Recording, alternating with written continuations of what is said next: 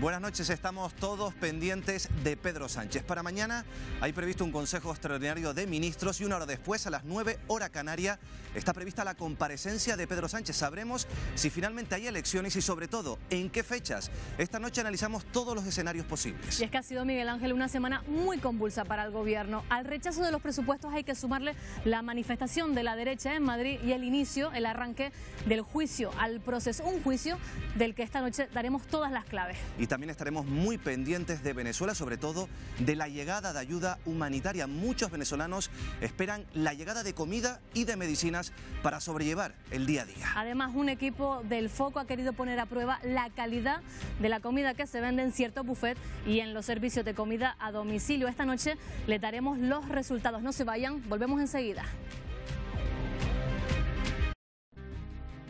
Muy buenas noches. Mañana Pedro Sánchez podría anunciar la fecha de las elecciones generales. El adelanto electoral parece inevitable tras el rechazo a los presupuestos en una semana frenética a nivel político. Una semana, además, en la que ha comenzado el juicio del proceso. Los 12 líderes independentistas acusados del intento separatista de Cataluña se sientan ya en el banquillo. Esta noche buscamos todas las claves. Hay que cambiar la ley del aborto. Hoy debatimos sobre las polémicas declaraciones del líder del Partido Popular. Pablo Casado quiere volver a la normativa de supuestos de 1985 y derogar la actual, basada en la ley de plazos.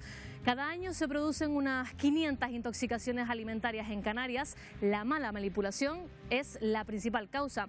Esta noche ponemos bajo la lupa la calidad de la comida que nos sirven a domicilio y en algunos buffets. Esta ensalada en concreto que ustedes remitieron no es apta para el consumo humano. Y seguimos con la mirada puesta en Venezuela, donde Nicolás Maduro y Juan Guaidó continúan su pulso. Arrancamos.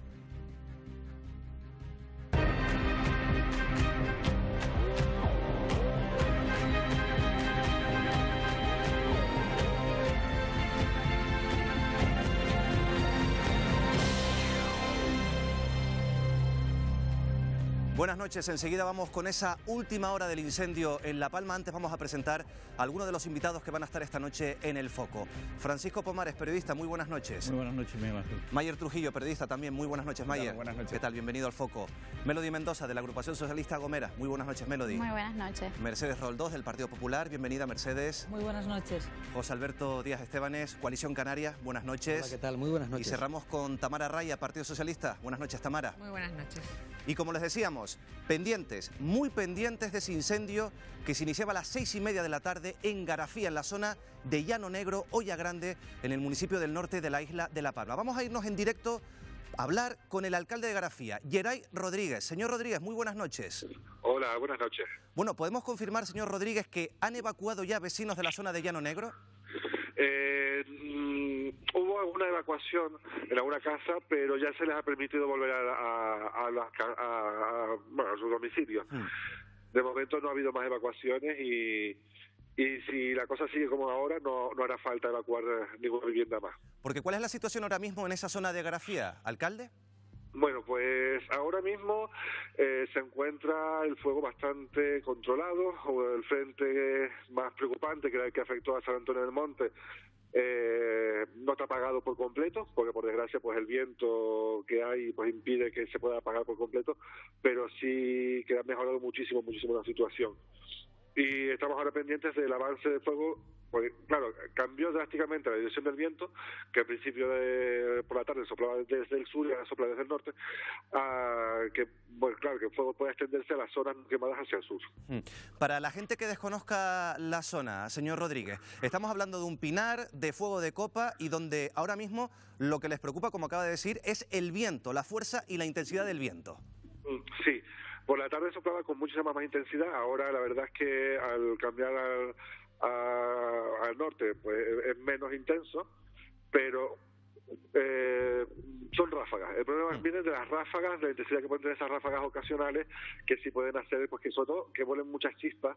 Pues como decía, estamos hablando de Pinar, una zona de Pinar, también zona de Monte Bajo, que se ha visto afectada, también por núcleos, la zona de San Antonio del Monte, que es donde tenemos la gasolinera, que fue uno de los puntos más problemáticos, sí, porque ardió absolutamente todo alrededor de la gasolinera, pero gracias a voluntarios que intervinieron y los bomberos voluntarios de la isla que fueron pues, los primeros en llegar, pues pudieron refrescar mucho la zona, no pudieron atacar directamente las llamas debido a la intensidad del viento, pero sí evitaron que fuera a más, que hubiera problemas más graves, consecuencias más graves en esa zona. Se han visto afectadas algunas granjas, también gracias a los vecinos y a los voluntarios, pues se ha podido intervenir en esa zona. Desconozco si se han visto afectados, ya sea por las llamas o por el humo, los animales de estas granjas. Supongo que a lo largo de la mañana ya podremos saber si ha habido animales muertos y esperamos controlar el incendio a lo largo de la noche.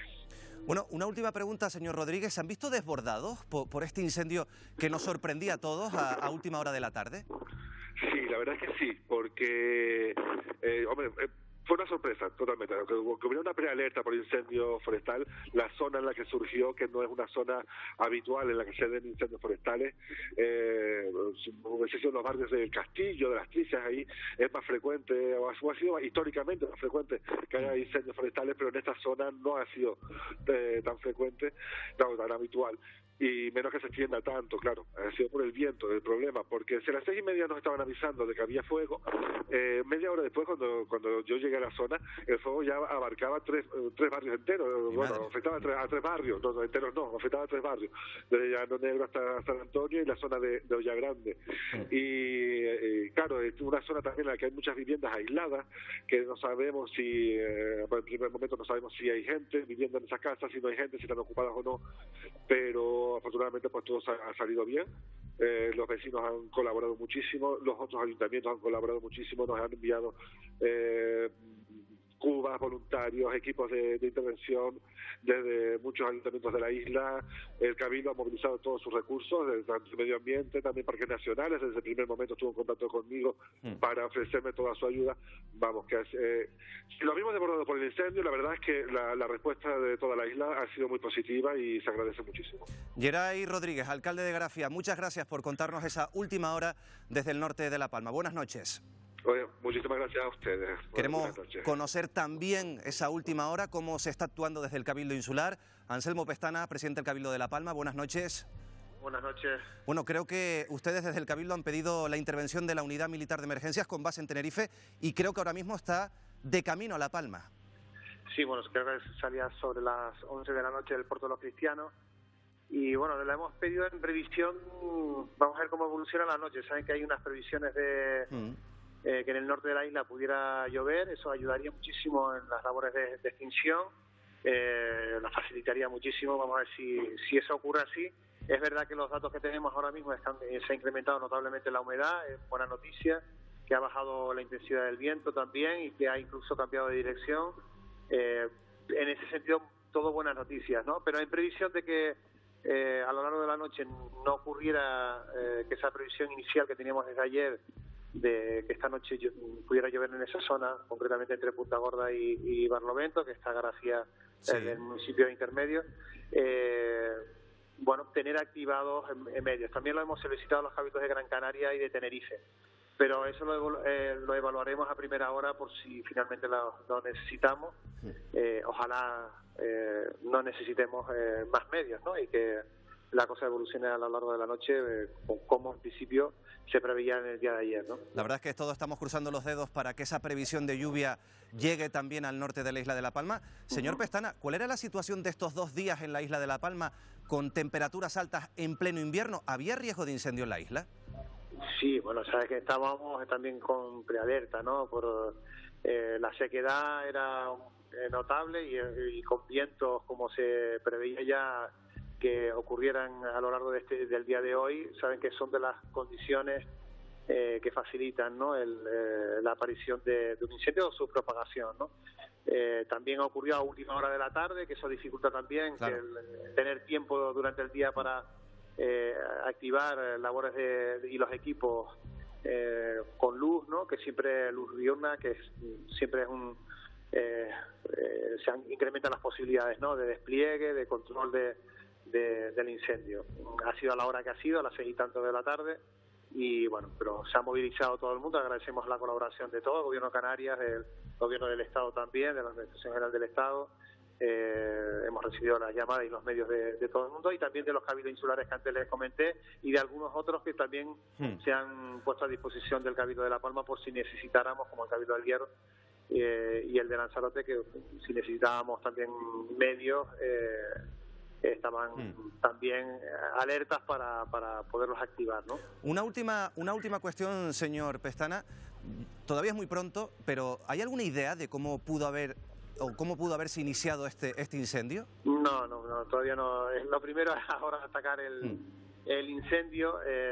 Siempre insistimos que cuando se dan este tipo de condiciones están obviamente prohibidas las quemas, que hay que extremar las precauciones por parte de todo el mundo, ¿no? Por cualquier incidente, cualquier trabajo, incluso a veces manual, que pueda desprender chispas, pues puede producir un incendio que en unas condiciones climáticas como las que teníamos esta tarde son de evidente riesgo, ¿no?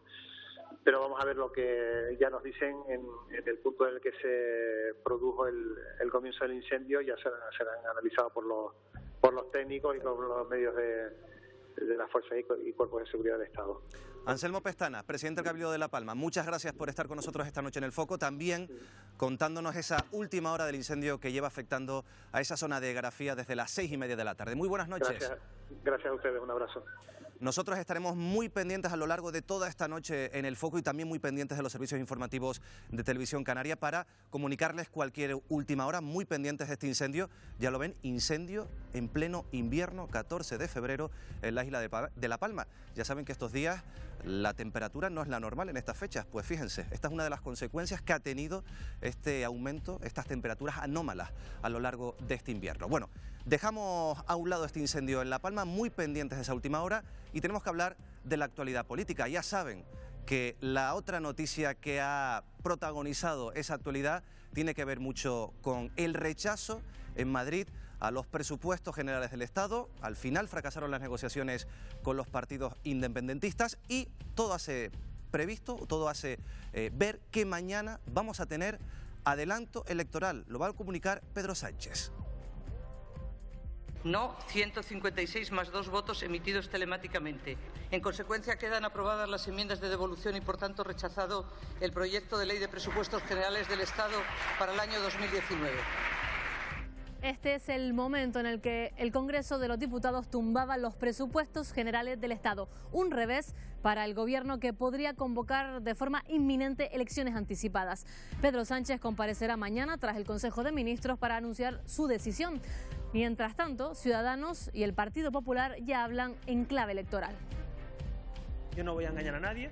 Queremos sacar más votos que Sánchez y tener una mayoría para echarle votando en las urnas. Quiero mandar un mensaje de tranquilidad a todos los españoles para decirles que el Partido Popular está preparado para volver al Gobierno de España.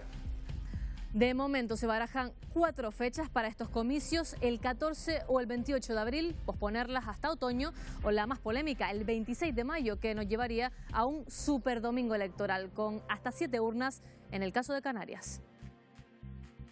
Lo menos que nos gustaría es que coincida con las locales, fundamentalmente porque entonces no se votaría el nombre del alcalde o la alcaldesa o el diputado o la diputada, sino estaríamos en las claves de la política española.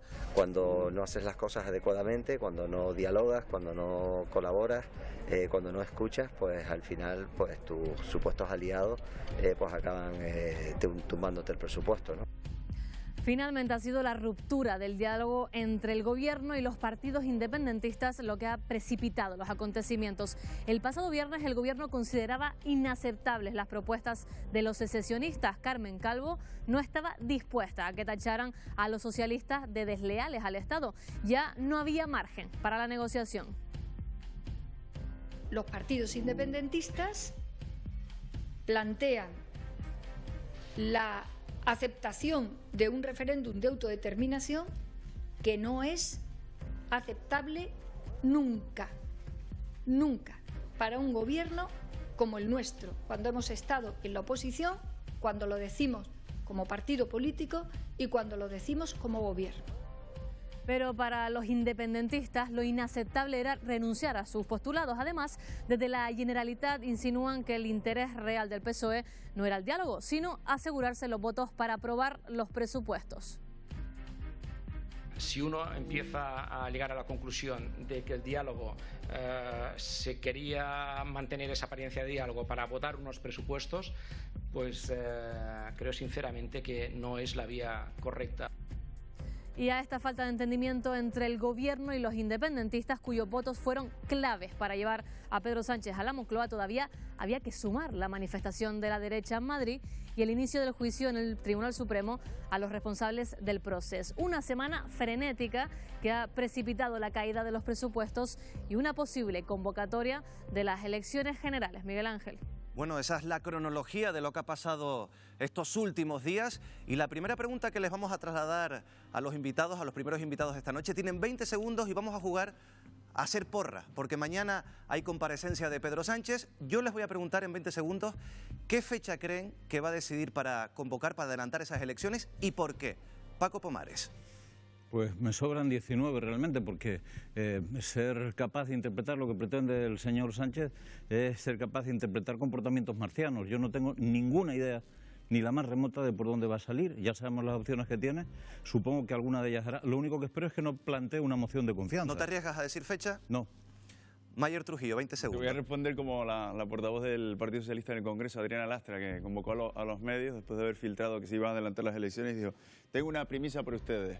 La prerrogativa de convocar las elecciones tiene el presidente. Pues yo estoy con Paco, que hasta que no llegue el día de mañana no sabemos qué pasará. Sí que es verdad que como sea el 26 de mayo vamos a ir con GPS a votar, ¿eh? Bueno, nos quedamos con esa idea. Melody, venga, mójate, vamos a decir una fecha. Yo tampoco me atrevo a decir en qué día va a convocar las elecciones, pero sí que es verdad que teniendo en cuenta el panorama en el que nos encontramos, la convocatoria de las elecciones generales tiene que efectuarse lo antes posible. Yo sí que espero tampoco que no coincida el 26 de mayo, porque si no vamos a tener vamos a tener 7 urnas para votar y creo que va a ser que no es oportuno. Tiempo. Mercedes. Yo creo que cuanto antes mejor, pero dado que ya es inminente que tiene que haber elecciones, lo razonable sería que fueran el 26 de mayo. ¿Por qué? Porque no estamos para gastarnos 200 millones de euros más, ni para estar haciendo 2 campañas electorales en un intervalo de menos de un mes. Por lo tanto, hay que facilitarles también la vida a la gente y ahorrarnos dinero. Tiempo, Mercedes. José Alberto. La peor de las opciones posibles es hacerlas coincidir con las elecciones locales y autonómicas. Es una perversión del sistema intentar interpretar en clave nacional la elección de tu alcalde. Entiendo que sea del gusto del Partido Popular o del propio Partido Socialista y además sería el escudo perfecto en el que refugiarse Pedro Sánchez. Confío que los socialistas, no Pedro Sánchez, los varones socialistas, le hagan entrar en razón y José Alberto, pasarlo ahora prolongamos. Tamara, cierras tú esta ronda. A ver si te arriesgas con una fecha. No, obviamente yo no me voy a arriesgar con una fecha, porque además estaría entrando en la especulación pura y dura, teniendo el presidente del gobierno la prerrogativa para decidir y comunicar y estando a escasas horas que conoceremos mañana a las 9 de la mañana, pues lo que nos quiere anunciar, pues vamos, yo creo que está claro que hay que esperar al día de mañana y que cualquier fecha pues, Tiempo, será válida. Tamara. Por lo que escucho, nadie quiere arriesgarse mucho, pero sí quedan varias posturas. Lo de si coinciden o no con ese 26 de mayo. ¿Por qué hay inconvenientes o por qué hay convenientes a la hora de realizar esa elección? ¿Hay intereses políticos para separar unas y otras, Paco? No, básicamente lo que hay es una tradición política, democrática en España, que es que las elecciones regionales y las elecciones locales, tanto municipales como insulares, no se hacen al mismo tiempo que las elecciones generales. No ha ocurrido nunca en la historia de la democracia española, ni una sola vez. Y mira que ha habido oportunidades y situaciones para poder juntarlas. ¿Y por qué no se hacen? Porque son procesos completamente distintos. Uno es un voto de proximidad en el que tú te acercas a tomar decisiones sobre tu alcalde, sobre tu parlamento próximo regional, y otro es un asunto para debatir cuestiones de carácter nacional. Mezclarlos es complicado, porque lo que puede ocurrir es que al final, en las próximas elecciones locales, solamente estemos hablando de Cataluña. Yo quiero saber cuál es la posición de mi alcalde sobre el plan general. Por ejemplo, no quiero votar a mi alcalde o que la gente vote a mi alcalde. Entonces, por la cuestión de Cataluña. ¿Ustedes están de acuerdo que las generales pueden eclipsar a las elecciones autonómicas, Tamara? Perdona, Mercedes, ahora vamos contigo. Bueno, es evidente, cuando a la pregunta de si hay un interés político, efectivamente, cuando uno convoca elecciones tiene un interés político. Es cierto que, bueno, pues se puede difuminar el mensaje de un alcalde o de un presidente del Cabildo o de un presidente incluso autonómico. Pero tampoco creo que debemos dramatizar. Estamos hablando de 5 urnas en las que se incluye ya las europeas, porque quiero recordar que ese día también son las europeas y son unas elecciones, aunque no le queramos dar mucha importancia. En Canarias 7, Tamara. En Canarias 7. Si me dejas terminar, yo sé que son 7. Es que has dicho 5. No, estoy diciendo que de no producirse las generales ese día, ya contamos con 5 urnas. Una de ellas son las elecciones europeas, que no le estamos dando trascendencia, pero que yo creo que son unas elecciones muy importantes. Y bueno, yo tampoco voy a poner en duda la capacidad de decidir del votante cuando asista a unas elecciones y tenga que decidir y distinguir entre generales, europeas, autonómicas y demás. Mayer, tú hablabas de GPS, ahora voy con Mercedes. ¿Por qué? La gente se va a liar, ¿no? Se va a liar. Yo recuerdo las últimas elecciones que cuando fui a votar una señora me pidió que le buscara una papeleta y claro, ya en las últimas elecciones teníamos un montón de formaciones políticas. A mí me costó encontrar la papeleta que quería la señora. Es más, me quedé dudando si le había encontrado la que ella quería exactamente. Tú imagínate ahora con 7 urnas más el lío que tenemos nosotros que nunca hemos votado para una circunscripción insular y una regional. La gente se va a liar bastante, ¿eh? Yo creo que se debería hacer, si eso sale así, un ejercicio didáctico de pedagogía de cómo debemos ir a votar. Mercedes. Yo quería recordar que no es la primera vez que coinciden unas autonómicas locales, cabildo y europeas. Ya coincidieron en el año 99, la gente no se lió y eran 4 urnas en Canarias. En este caso, sin unir las generales serían 5 urnas porque tendríamos, a través de la modificación del Estatuto de Autonomía de Canarias, una segunda urna para elegir la lista regional. Y yo creo que la gente sabe lo que vota y además focalizarlo única y exclusivamente en la figura de los alcaldes. También se eligen presidentes de cabildo, también se elige presidente de la comunidad autónoma y en este caso representación nada más y nada menos que en el Parlamento Europeo. Mercedes, por lo tanto, perdona, Paco. Evitar una confusión. Sí, brevemente, porque ha dado la sensación de que estabas diciendo de que ha habido elecciones nacionales conjuntamente con regionales y locales. Y eso no ha ocurrido jamás. En el 99 europeas junto con autonómicas, locales y cabildos. Sí. Eso es lo que he dicho. Y quiero recordar lo que fue aquello quiero recordar lo que fue aquello con más de 100 papeletas para elegir. Más de 100 papeletas para elegir. Ahora seguimos, ahora continuamos con este debate porque estamos hablando de la logística, pero también nos interesa qué puede pasar de cara a las urnas. Marina, creo que tienes una voz que puede aclararnos esto. Así es, Miguel Ángel. Tenemos con nosotros al director del Instituto Perfiles, él es sociólogo, Miguel Martín. ¿Qué tal? Muy buenas noches.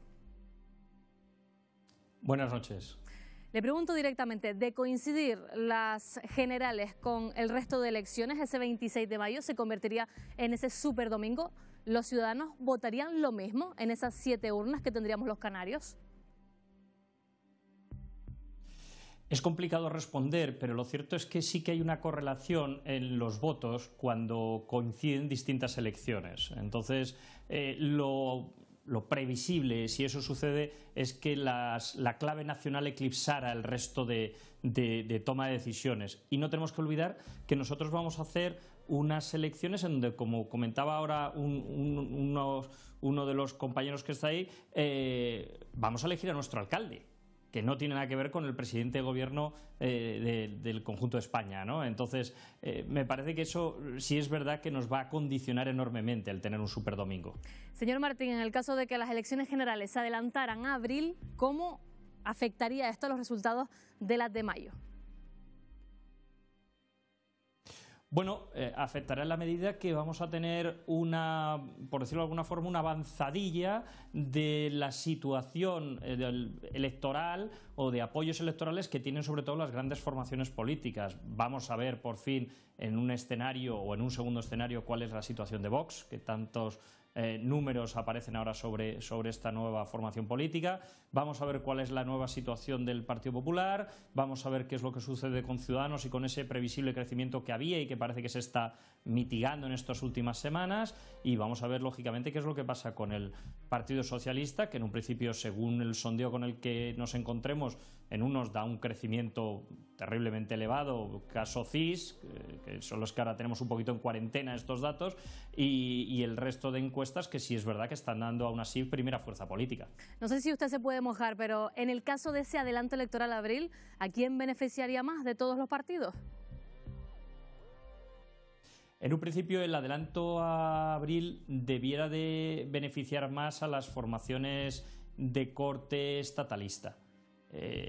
Si hay una formación que en estos momentos va a salir beneficiada, probablemente sea Vox. No tanto en términos absolutos de voto, en número de votantes, pero sí en términos relativos de crecimiento. No olvidemos que Vox viene de una situación de mínimos en cuanto al apoyo electoral que tuvo en las últimas elecciones generales. En estos momentos la previsión que hay, la última que hemos conocido, que es la que creo que salió ayer en el diario, estábamos hablando, si hacíamos una extrapolación a números absolutos, hablábamos de más de 2 millones de votos, lo cual es una cifra muy importante. El último sondeo le da hasta 20 escaños a Vox. ¿Usted diría que esa cifra es cierta o se podría superar incluso? Yo diría que con los datos que llevamos viendo no podríamos dar ningún dato como cierto. Me explico. Al final los trabajos que se están publicando vienen a basarse en dimensiones muestrales realmente pequeñas. El último estudio, que es al que usted se refiere, son 1.100 entrevistas para toda España. Entonces, me van a permitir que cuando tenemos 52 circunscripciones electorales con una complejidad enorme en muchas de ellas, léase el caso de Canarias, por ejemplo, u otras tantas, el aventurar cuántos escaños va a sacar resulta realmente complicado. Tanto Vox como cualquier otra fuerza política, por supuesto. ¿Van a entrar en Canarias? ¿En las elecciones generales? Aquí, en el Parlamento. En el Parlamento Autonómico, si nos vamos a los fríos números, con la nueva ley electoral que tenemos en Canarias, tienen que superar la barrera del 4%. El 4%, me van a permitir que trabaje con datos un poco a mano alzada, estamos hablando que tendrían que obtener del orden de 37.000, 39.000 votos. Si echamos la vista atrás, Ciudadanos en el 2015 obtuvo más de 50.000 votos y de hecho se quedó a tiro de piedra de poder entrar en el Parlamento y se quedó fuera por unos cientos de votos. Entonces, todo nos hace pensar que en estos momentos sí que entraría en el Parlamento Autonómico Vox. Miguel Martín, director del Instituto Perfiles Canarias, sociólogo, muchísimas gracias y muy buenas noches. Miguel Ángel, estos han sido los datos que nos ha dado nuestro sociólogo. Por lo menos se ha aventurado a decirnos algunos datos, algunos sondeos, algunas previsiones. Ya saben que en estas generales se habla de ese bloque de las derechas, Partido Popular, Ciudadanos y Vox. Pero si este bloque no consigue la mayoría, ¿está abierto a otro tipo de pactos? Hemos escuchado a Rivera en las últimas horas hablar de que no pactará nunca con Sánchez, pero también está abierto el pacto PSOE-Ciudadanos. No sé si José Alberto y Melody quieren aventurarse a esto. En fin, insisto en que hacer ejercicios de futurismo está enormemente complicado. Y volviendo a lo de antes, me parece realmente que el peligro está en que el señor Sánchez pretenda escudarse en una masificación de las elecciones para esconder su propio fracaso. Y eso sería la suma a la perversión que decía antes de mezclar elecciones. ¿Es posible nuevas alianzas que no sea el bloque de la derecha y el bloque de la izquierda? Pues desde el punto de vista teórico es posible y además incluso sería deseable. Yo creo que no va a suceder. Se ha radicalizado de tal manera el mensaje, se ha polarizado de manera drástica lo que pretende cada una de las formaciones políticas, que los extremismos no permiten llegar ni siquiera a acuerdos, porque se interpreta lo que antes era un pacto, que es la capacidad de diálogo, como una traición a tu propio electorado. Y yo creo que ese es el problema del lenguaje que han empleado los que llaman la nueva política. Melody. Vamos, con respecto a la declaración que usted dijo de Ciudadanos, de Rivera, estamos también muy acostumbrados ya en este país a que donde digo Diego, y al final dicen nunca lo haré y al final siempre vemos que se retractan.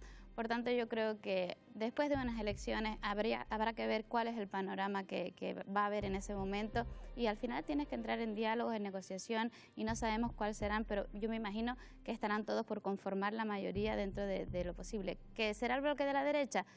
Lo lamentaríamos. Nosotros preferiríamos que gobernase el bloque de la izquierda. Esa es la pregunta, Mayer. ¿Se va a fragmentar más el Parlamento, el Congreso? ¿Va a haber opción de acuerdo? ¿Nos vamos a encontrar como ocurrió hace ya algunos años que tuvimos que repetir elecciones? Yo estoy con Melody en que la noche electoral lo cura todo, ¿no? Y al final los números son los que mandarán. Pero sí que es verdad que bueno, la incorporación de Vox, sean los parámetros que manejaba Miguel Martín o sea en otros parámetros, pues va a fragmentar más y a desde luego a exigir más acuerdo entre diversos partidos, pero lo veremos aquí también en Canarias, desde luego, ¿no? Ya se está hablando de dos bloques, el bloque de Partido Socialista, Nueva Canarias y Agrupación y Podemos, o el otro bloque. Lo único que nos queda por saber es qué fuerza va a tener Vox para entrar ahí y si el bloque, digamos, de la derecha pactará en Canarias. Tamara, nos enfrentamos a ese adelanto electoral. El Partido Socialista acaba de sufrir un varapalo con el rechazo a los presupuestos, pero ¿con qué energía llega el Partido Socialista a este adelanto? ¿Puede llegar defendiendo la idea de que ellos no han dado el brazo a torcer con los independentistas a las próximas elecciones? Bueno, yo creo que es que se ha consumado en el día de ayer. O sea, hemos oído hablar a lo largo de estos meses de que el Partido Socialista iba a conceder indultos. Primero, los indultos se conceden cuando hay una condena y que yo sepa, hasta ahora mismo no hay ningún condenado del proceso. En segundo lugar, nos han acusado de hacer concesiones permanentemente al independentismo. Pusimos dos condiciones, intentamos, porque lo intentamos de verdad, porque además yo creo que es la única manera de solucionar este conflicto que no solo afecta a Cataluña, sino que tiene una dimensión ya nacional a través del diálogo, pero evidentemente la otra parte en este caso ponía unas condiciones para iniciar ese diálogo que eran inasumibles para el Partido Socialista. Yo creo que la no aprobación del presupuesto en el día de ayer es una mala noticia para los intereses de la ciudadanía en general y de la Canaria en particular. Mercedes, un matiz con lo de los indultos. Quien tuvo la idea de los indultos fue el señor Iceta, el mismo que vino a decirnos ahora que los presupuestos en Canarias eran mejores que en Cataluña. Porque lo haya dicho Iceta y sea socialista, yo no voy a decir que perdona. ¿Quién lo puso sobre la mesa? Vamos con Mercedes, venga, vamos con Mercedes y seguimos. Un apunte, no solamente Iceta, sino parte del gobierno. La delegada del gobierno en Cataluña, la señora Cunillera, habló de indulto a los que están siendo causados ahora mismo. Yo creo que, vamos a ver, todas las previsiones y todas las cábalas que había de posibilidades electorales, con lo acontecido en la última semana, esto cambia. Y cambia porque el señor Sánchez ha venido a sufrir una especie de moción de censura o de moción de confianza donde ha sido derribado. Se le han presentado unos presupuestos generales del Estado y por segunda vez en 40 años de historia en este país es la segunda vez que tumban unos presupuestos generales del Estado que le obligan moralmente al menos a convocar elecciones generales como presumiblemente va a ser mañana. Pero es que además ha habido un impacto muy importante, que es que el señor Torra nos ha desvelado qué pasó en el mes de diciembre con las 21 medidas que nos ocultó el señor Sánchez a todos los españoles, donde se iba a perpetrar una auténtica traición al pueblo español. Tamara, contesta y vamos con Paco, venga. Bueno, yo creo que repetir una mentira 1 millón de veces no la convierte en verdad. Y ya yo creo que ha quedado más que claro que esos 21 puntos no fueron asumidos por el Partido Socialista y lo reconoció la propia portavoz, una de las portavoces del Partido Popular, cuando dijo que en la manifestación se habían dicho algunas verdades, por lo tanto estaba asumiendo que parte del discurso era falso y se ha demostrado así. Yo creo que utilizar el conflicto catalán para dividir, porque es lo que ha hecho la derecha en este país, para dividir más a la sociedad española, es una irresponsabilidad que pagarán seguramente en las urnas. Yo sinceramente me alegro mucho. Y además creo que es sincero lo que estás planteando. Yo me alegro mucho que los socialistas hayan descubierto por fin que lo que querían los independentistas catalanes era el referéndum y un trato preferente a los presos. Me alegro mucho que ustedes hayan descubierto eso, que es algo que sabíamos todos los españoles desde hace muchísimo tiempo. Y lo descubren cuando fracasan en los presupuestos y tienen que inventar un relato y presentarse de nuevo a la sociedad. Al margen de eso, tienes razón, es mentira que el señor Sánchez haya suscrito los 21 puntos. Faltaría más que los hubiera suscrito. Pero desde luego habló de ellos con el señor Torra y se cayó el pico. ¿Por qué? Porque se ha estado jugando a la trampa del diálogo. A decir, nosotros estamos dialogando a ver si se aprobaban los presupuestos. Desde luego que no podía ocurrir que el Partido Socialista aceptara de ninguna manera ni la autodeterminación en Cataluña, que es ilegal, ni tampoco el indulto a los presos, que no puede realizarse. Brevemente, Tamara, 10 segundos, venga, 10 segundos y seguimos, venga. Vamos a ver. Ante la acusación de permanentes concesiones, yo me gustaría saber cómo afrontaría la derecha el diálogo. ¿Qué va a poner encima de la mesa? Porque cuando uno negocia, una parte expone lo que quiere y la otra parte hasta dónde está dispuesto a llegar. Y eso es una negociación. Ellos han planteado un documento y nosotros le hemos dicho que no. El que trate de hacer o hilar un discurso de que el Partido Socialista se ha intentado saltar la Constitución, quiero recordarle a la señora Roldós que el propio Mariano Rajoy agradeció al PSOE el apoyo que le dio en la aplicación del 155, reprochándoselo a Venga, seguimos. Ahora recuperamos este debate. Perdona, Mercedes. Seguimos, Mercedes. Ahora recuperamos este debate porque estamos sacando el tema de Cataluña y además esta semana precisamente otro de los temas que ha copado la actualidad es el inicio del juicio del Procés. 12 acusados que se están ahora mismo jugando su futuro en el Tribunal Supremo, Marina. Así es, Miguel Ángel, por eso nosotros queremos arrojar un poco de luz y tenemos con nosotros al otro lado al abogado penalista, también es profesor de Derecho Procesal de la Universidad de Las Palmas de Gran Canaria, Alberto Hauach. ¿Qué tal? Muy buenas noches. Buenas noches, ¿qué tal? ¿Estamos ante un juicio justo que se celebra con todas las garantías? Absolutamente. A mí no me cabe la menor duda que la Sala Segunda del Tribunal Supremo, que excepcionalmente está formada por 7 magistrados, algo que no es habitual, va a preservar las garantías de los acusados. No me cabe ninguna duda. ¿Cuál es la diferencia entre rebelión y secesión? Porque hay muchísima confusión. Sedición. El término del delito es sedición. A ver, la diferencia está en los fines, no en la forma, que en todo caso en el delito se habla de un alzamiento público y violento, que es una de las cuestiones claves que se tiene que dilucidar en este procedimiento, que ha de practicarse la prueba, porque hay muchos comentarios ya que hablan de indultos, que hablan de sentencia. Hay que esperar a que se practique la prueba, el juicio está comenzando. Y hay una diferencia entre la Fiscalía y la Abogacía del Estado, que considera que hay un delito de rebelión, mientras que la Abogacía del Estado habla de sedición. El delito de rebelión es un delito contra la Constitución y lo que se persigue en el extenso escrito del Ministerio Público, que es bastante detallado, es que de manera pública y violenta se pretende la segregación de una parte del Estado. Y el delito de sedición se concreta también con una finalidad distinta, que es bloquear la actuación de la autoridad judicial.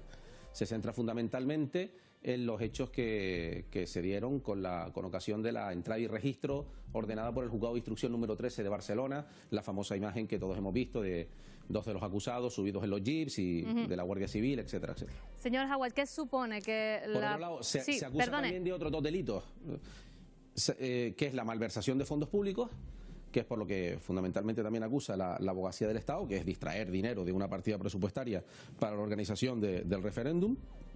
Y por último, un delito de desobediencia que no forma parte de su estructura del delito, lo que es la violencia, que son los 3 últimos acusados que se sientan en el banquillo, los que no están en prisión, ¿vale? Para entendernos coloquialmente, son los 3 miembros del gobierno a los que no acusan de los otros delitos. Señor Hauach, muy brevemente, ¿qué supone que la parte de la abogacía, la defensa, asegure que esto se trata de un juicio político? A ver, hay opiniones para todos los gustos. Para mí una frase categórica la ha dado uno de los abogados de la defensa, que es un gran jurista, que es Javier Melero, que es el abogado de Joaquín Forn. Y en el trámite de cuestiones previas, en uno de los cortes que pude escuchar, decía que esto es un juicio penal, nada más y nada menos.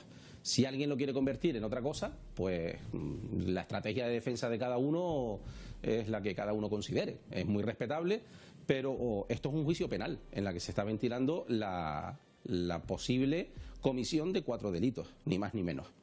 Alberto Hauach, muchísimas gracias y muy buenas noches. Es un placer. Ahí lo han escuchado, Miguel Ángel, la opinión de un experto, de un letrado experto en Derecho Procesal y también en Derecho Penal. Es otra de las noticias de la semana, ya lo decíamos, esa posibilidad de adelanto y el juicio del proceso. Por cierto, ya el Supremo se ha pronunciado y ha dicho que aunque tengamos un proceso electoral por delante, no van a suspender el juicio. ¿Creen que es una decisión acertada, José Alberto? Yo creo que los tiempos judiciales no pueden estar condicionados por los tiempos políticos, bajo ningún concepto. Y a partir de aquí decir que nosotros mismos estamos cayendo en el peligro de la mezcla de las elecciones, que es que cuando vayamos a elegir nuestro alcalde, nuestro presidente del Cabildo o nuestro gobernante en Canarias, estaremos pensando lo que dijo Torra sobre Cataluña. Y eso me parece gravísimo. Y tercero, quien da de comer a pirañas acaba teniendo como mano un muñón. Y eso es lo que le ha pasado a Sánchez al final. cuando intentas domesticar una piraña dándoles de comer, cuando se te acaba la comida, que son estas bagatelas, este intento de diálogo hasta donde podamos llegar, te mete el mordisco en la mano. Y por lo tanto era indudable que íbamos a llegar a esta situación, que es la imposibilidad de un gobierno con 86 diputados, creo que tiene, que se puso de acuerdo para echar a alguien del gobierno, legítimo. Yo no hablo de legitimidad del gobierno, pero se pusieron de acuerdo para echar al otro, no para tener un programa de gobierno. Y hemos llegado a lo inexcusable. Mayer, la combinación juicio-procés, campaña electoral. No, vamos, totalmente de acuerdo con José Alberto, ¿no? El tiempo judicial que siga adelante, y lo que sí es cierto es que a ver cómo logramos independizar las claves políticas nacionales, la contaminación de lo de Cataluña, con elegir, como decía antes Paco, el alcalde con sus ideas más municipales, el presidente del Cabildo, el presidente del Gobierno de Canarias. Eso va a ser complicado, va a estar muy contaminado. Y efectivamente hay intereses políticos. ¿Por qué? Pues lo hemos visto aquí significado. A lo mejor a los partidos nacionales les interesa que coincida todo para que la ola nacional les ayude, y a los partidos nacionalistas a lo mejor no les interesa tanto porque se van a ver difuminados. Paco, juicio del proceso. Vamos a ver, yo es que creo que tenemos una confusión. En realidad lo que contamina la política española no es el juicio. Lo que contamina la política española es la crisis de Cataluña, que es muchísimo más importante que el juicio. El juicio es una consecuencia de esa crisis, de una crisis que nadie ha sido capaz de resolver. No la pudo resolver el Partido Popular a pesar de aplicar de una manera, yo creo que tibia, el 155, y no la ha podido resolver el Partido Socialista intentando llegar a acuerdos, intentando plantear cuestiones de diálogo. Tenemos una papa caliente que hay que resolver y que no sabemos cómo resolver. Y eso, por supuesto, que va a contaminar las elecciones generales. Y si las elecciones generales se suman o se realizan al mismo tiempo que las demás, lo va a contaminar todo. Y yo creo que no es bueno que eso ocurra. Yo creo que el problema de Cataluña es el problema más grave desde un punto de vista constitucional hoy que se enfrenta a este país, que tiene otros problemas, por supuesto, el paro, la pobreza, un montón de problemas, pero desde un punto de vista constitucional es el más grave. Y de alguna manera lo que se le está preguntando a los ciudadanos en las próximas elecciones generales es quién tiene que resolver ese problema. Mercedes y Tamara, venga. Yo creo que es muy grave que estemos utilizando lenguajes como crisis, como conflicto, ante un intento de golpe de Estado por el gobierno de una comunidad autónoma frente a la legalidad y frente a la Constitución. Y por eso hay un juicio penal. Y además con un sistema judicial como el español absolutamente garantista, que aquellos que apoyan ese lenguaje de crisis, de conflicto, es como decía el señor Torra ayer, la democracia está por encima de la ley, y ese tipo de lenguajes que confunden a la gente, lo que está claro es que por encima de la ley no hay nadie. No hay nadie. Y lo que pasa en Cataluña es que ha habido una serie de gente que se ha querido saltar la ley y vulnerar la Constitución y vulnerar el derecho del resto de los españoles. Tamara, Eso venga. es lo que ha pasado, nada Tamara más. y Melody, venga, Tamara. Bueno, a mí me gustaría decirle a José Alberto que si hay alguien en este país que ha alimentado la piraña, como tú lo denominas, que no me gusta nada el término, se llama Mariano Rajoy, por inacción, por dejar un problema que estaba ahí y que le explotó en las narices porque no fue capaz de dar ni siquiera un paso para resolverlo, y lo que podía haber sido un problema con una solución más a corto plazo se ha convertido, como dije antes, en un problema no solo de Cataluña, sino del resto del territorio nacional. Yo creo que efectivamente el germen de esto fue el Estatuto catalán. El Estatuto catalán inconstitucional. Escuchamos a Tamara, venga. Ese fue el germen.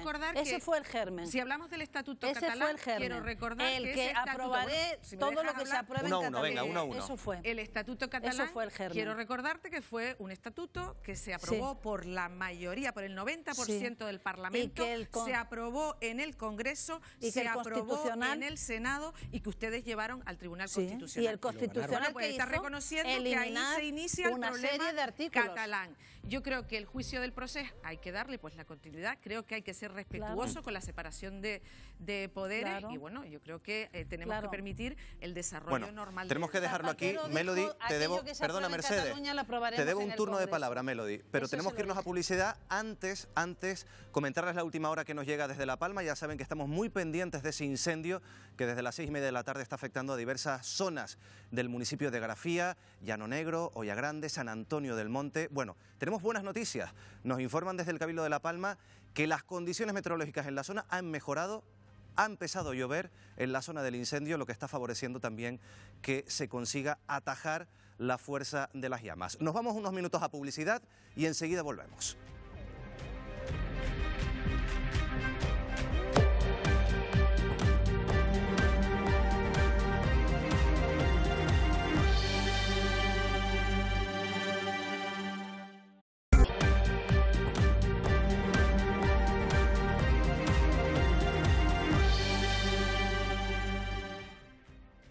Continuamos en el foco, pero cambiamos de asunto porque Nicolás Maduro y Juan Guaidó siguen midiendo sus fuerzas, pero ahora toda la comunidad internacional, todo el país de Venezuela pendiente de una sola cosa, la entrada o no de la ayuda humanitaria. Terrible porque esa ayuda se necesita para los hospitales, para las clínicas, porque es terrible lo que está pasando, los niños. Miles de venezolanos. Es el día previsto que ingrese la ayuda humanitaria en el país, según anunció el líder de la Asamblea Nacional, Juan Guaidó. Anunciamos entonces que el 23 de febrero será el día para que ingrese la ayuda humanitaria en Venezuela. Una noticia que ha generado esperanza y también controversia, mientras los seguidores de Guaidó claman por la entrada de alimentos y medicinas. No es limosna, es una necesidad. Los enfermos, los muertos de hambre que hay en este país no tienen alimentos. Nicolás Maduro la rechaza al considerarla un regalo envenenado de los Estados Unidos. Todos queremos la paz para Venezuela. Que los tambores de guerra se alejen. Que las amenazas de invasión militar se alejen. Y otros, como su vicepresidenta, incluso van un paso más allá y califican de arma biológica esta ayuda. Esa ayuda humanitaria viene contaminada y envenenada. Es cancerígena. Así lo han mostrado distintos estudios científicos de esa supuesta comida desechada de los Estados Unidos. Fuera del país aumentan los centros de acopio. En la frontera con Colombia y Brasil se almacenan toneladas de alimentos y medicinas a la espera de que los militares permitan su entrada. Desde el panorama que se vive dentro de los balcones, a dónde ingresó este acuerdo y la ayuda humanitaria en Colombia. A buen recaudo ya están las 1.700.000 raciones de cargamento humanitario destinado para menores con desnutrición y embarazadas. Estamos entregando un primer cargamento o donativo de insumos, como hemos dicho, en esta primera fase, a la población más vulnerable, niños entre 0 y 3 años de edad, los primeros 1000 días, madres en periodo de gestación. Mientras a este lado del Atlántico, a más de 5.500 kilómetros de distancia, el gobierno de Canarias refuerza su compromiso. Ante la crisis que azota al país bolivariano, el Ejecutivo Regional ha ampliado el crédito de ayuda con 350.000 euros adicionales, lo que eleva a más de 1 millón de euros el apoyo a canarios y descendientes de canarios en Venezuela. Y ya han visto las imágenes y yo les pregunto, tienen 20 segundos para contestar. ¿Va a ser la ayuda humanitaria la chispa que desate el conflicto, Paco Pomares? Que desate no, porque el conflicto viene de antes, pero desde luego va a ser la que puede desatar una conflagración. Todos cruzamos los dedos esperando que no ocurra así. Pero si efectivamente Guaidó lanza la ayuda humanitaria de una manera masiva a reventar las fronteras de Venezuela el día 23 y Maduro responde, como ha dicho Diosdado, que van a responder a tiros, la que se va a montar va a ser una muy gorda. Va a ser el inicio de la caída de Maduro. Pues sí, yo creo que tememos ese escenario, ¿no? Pero desde luego hay que hacer algo para que la comida y los medicamentos entren. Los que tenemos familia allí sabemos que lo necesario que son esos medicamentos y esa comida, y por algún sitio tiene que entrar esa ayuda humanitaria, porque si no la gente se va a morir, ¿eh? Yo hablaba recientemente con una tía que tengo allí y me decía, es que no tenemos que comer, no tenemos nada que comer.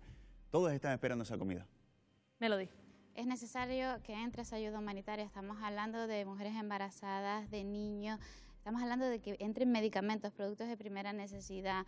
Por lo tanto, es necesaria garantizar la ayuda humanitaria. Es verdad que tenemos miedo a que todo esto termine en una guerra civil, no es deseable. Tenemos que recordar que en Venezuela tenemos a más de 45.000 canarios viviendo en ese país. Tiempo, Melody. Mercedes, ¿va a desatar esto un conflicto? Esto es una crisis humanitaria sin precedentes, millones de exiliados de Venezuela, gente muriendo de hambre, gente sin medicamento, niños sin lo más básico con desnutrición y con un tirano al frente que ha eliminado todas las libertades en el pueblo de Venezuela y hay que actuar ya. Tiempo, Mercedes, José Alberto, ¿va a desatar esto el conflicto? Me gustaría decir que no, pero me temo muy sinceramente que sí. Creo que el nivel de demencia absoluta que acabamos de escuchar en esas declaraciones de una representante del régimen chavista, entendiendo eso como una agresión y como un arma biológica, indica el nivel de colapso mental al que se está llegando por un régimen absolutamente fuera de sí y que está abocado a la extinción como es el de Maduro. Tamara. Pues todos yo creo que esperamos que no, pero efectivamente Venezuela tiene una crisis humanitaria con un éxodo sin precedentes. Más de 5.000 personas al día abandonan Venezuela en búsqueda de una situación mejor, y yo creo que cuando a uno le afecta lo más básico, cuando tú no tienes recursos para darle a tus hijos, a tu familia, ni alimentos ni medicamentos... Tamara, pues... el presidente, Juan Guaidó, ya ha anunciado que será aproximadamente 9 días cuando esa ayuda humanitaria entre en el país. No sé si creen que se podría producir con ayuda internacional. ¿Los países van a intervenir para que eso suceda, Paco? Yo espero que no. Yo espero que sea una iniciativa netamente de venezolanos los que levanten la frontera. Y digo por qué espero que sea así. Porque si esa entrada se produce con el acompañamiento de fuerzas militares de otras potencias, incluso de Colombia, que no es exactamente una potencia, lo que va a producirse va a ser que Maduro va a llamar al sentimiento nacionalista. Entonces yo creo que lo correcto es que inicialmente esa ayuda se produzca por parte de la ruptura de la frontera, se produzca por parte de fuerzas venezolanas. Si los militares actúan como Diosdado y como la vicepresidenta de la República han dicho que van a actuar, que es liándose a tiros, entonces ya se abre la necesidad de una intervención militar extranjera. ¿Y van los militares en Venezuela a permitir la entrada de esa ayuda? Pues ojalá que así sea, y eso es lo que esperamos todos, porque sería, como decía Paco, la mejor brecha para poder entrar. Pero indudablemente, si actúan como están amenazando de que van a actuar el poder político de esta tiranía, de esta dictadura, tendrá que ser la comunidad internacional quien reaccione para salvar a los venezolanos. Y a mí me gustaría decir algo más, y es que en este país tenemos una fuerza política que ha estado asesorando a ese gobierno criminal de Venezuela, que está sentado en nuestros escaños, que está sentado en el Parlamento de Canarias, que está sentado en el Senado, en el Congreso, y son los que han estado asesorando políticamente y que quieren traernos a este país, a España, ese tipo de régimen. Y eso hay que decírselo a la gente. La comunidad internacional sigue con muchísima atención a lo que sucede en el país caribeño y, por supuesto, el presidente de Estados Unidos no deja de echar leña al fuego. Asegura que todo está en cualquier mano, cualquier cosa podría pasar. Escuchen. Do you still consider any military solution for Venezuela? Well, I think there are a number of solutions, a number of different options, and we look at all options. José Alberto, ¿ya lo has visto?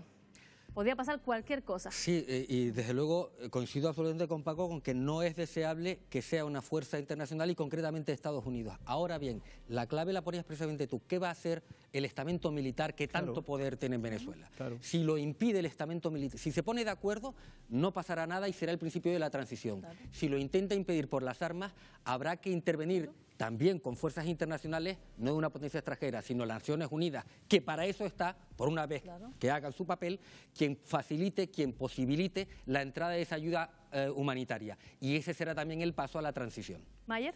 Los militares también están pasando hambre y los familiares de los militares. Ojalá que eso lleve a la reflexión a los militares. Pero está también el temor de que parte de los militares permitan el acceso de la ayuda humanitaria y otros, a órdenes de Nicolás Maduro, pues a lo mejor disparen a esos mismos militares, con lo cual imagínense el disparate que puede ocurrir, ¿no? Melody. No nos engañemos, yo creo que con las declaraciones que ha dado el presidente Maduro y que ha dado la vicepresidenta, va a tener que intervenir en la comunidad internacional, si no va a ser insostenible. Ya han declarado que directamente van a atacar con armas. Entonces yo creo que al final lo que todos estamos temiendo, que es que haya una guerra civil, se va a producir y por tanto se tiene que implicar la comunidad internacional. Mercedes, Tamara, que no ha hablado también. Tamara, perdón, sí. Tamara. Bueno, yo espero que no se lleve a producir. Yo creo que el Gobierno, lo decía Borrell el otro día en una comparecencia, el Gobierno de España no va a apoyar ninguna intervención militar, venga de donde venga. Y yo fíjate que pienso que Maduro va a dar un paso atrás. Yo creo que él es consciente que está en una situación debilitada y que además esto ya es un enfrentamiento con la sociedad civil y yo pienso que finalmente permitirá que entre la ayuda humanitaria. Después de escuchar a la vicepresidenta realmente deseo que ocurra así. Ojalá. Pero las señales que están emitiendo ahora, desde luego, sería la solución perfecta y la que evitaría derramamiento de sangre y más tensión y más conflicto y más sufrimiento para el pueblo de Venezuela. Pero los mensajes que están mandando ahora no van en ese sentido. Yo creo que hay un encastillamiento y creo que el ejército en este momento está en una situación de división. El ejército chavista, el ejército bolivariano, es un ejército muy vinculado a dos realidades importantes. Una es la realidad de respeto constitucional, que siempre lo han tenido muy firme, y el otro es el respeto, el servicio a la población. ¿Qué es lo que ocurre? Que en medio de todo eso hay una clase dirigente, una cúpula militar absolutamente corrompida, vinculada al narcotráfico, que ha tenido un trato de privilegio extraordinario, que ha amasado grandes fortunas. Entonces, lo más probable es que, a pesar de las ofertas que se han hecho a todos esos golfos instalados en la parte más elevada de la cúpula militar, la decisión final la tengan que tener los oficiales de menor rango. Y eso es probablemente lo que va a ocurrir en Venezuela. Porque el deseo lo compartimos todos, pero el buenismo ha demostrado ser absolutamente incapaz en Venezuela. Sí, pero yo no lo digo, no lo planteo como parte del problema internacional es esa doble alma que, por ejemplo, ha tenido el PSOE, ha convivido la doble alma de un Rodríguez Zapatero, que al final con el buenismo ha posibilitado la supervivencia, y ha convivido con el alma de Felipe González, que ha sido un radical en contra, yo creo que con mucho más sentido de Estado y de la realidad venezolana. Entonces, con el buenismo no llegamos a ninguna parte, y si llega el momento de la garantía internacional para la ayuda humanitaria, esa garantía internacional debe producirse con la fuerza necesaria. Cámara. Vamos a ver, lo que ha pasado es verdad, con una división de opiniones de Zapatero y de Felipe González, creo que lo reflejó Borrell el otro día precisamente en esa comparecencia. Cada uno ha expresado su criterio personal, pero creo que el gobierno ha sido muy claro en su planteamiento y bueno, tiene puntos de coincidencia más próximos sin duda a los de Felipe González. Mercedes. No, yo creo que el pueblo de Venezuela no puede esperar más. Sinceramente, no puede esperar más.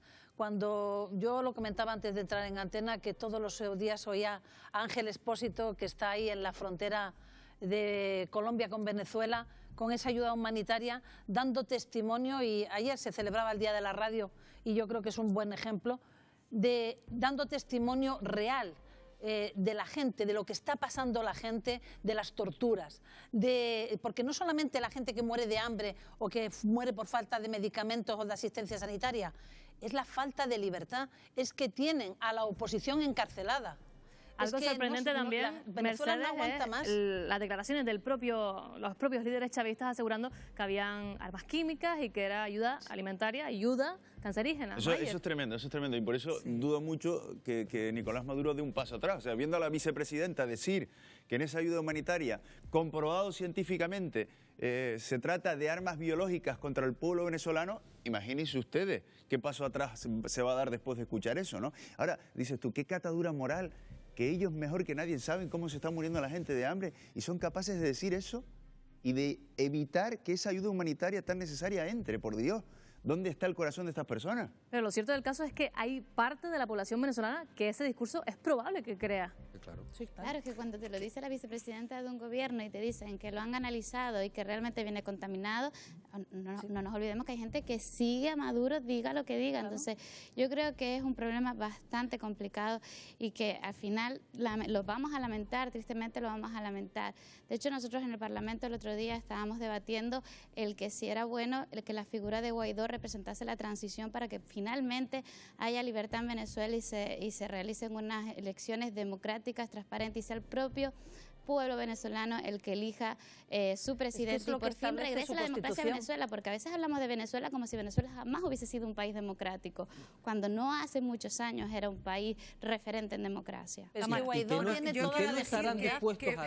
no estarán dispuestos a hacer para corroborar tan alocada tesis? Yo quiero recordar, porque es bueno tener memoria, que si hubiese sido un referente en democracia, Chávez no hubiese llegado nunca al poder. Y llega por una situación de corrupción estructural en el país.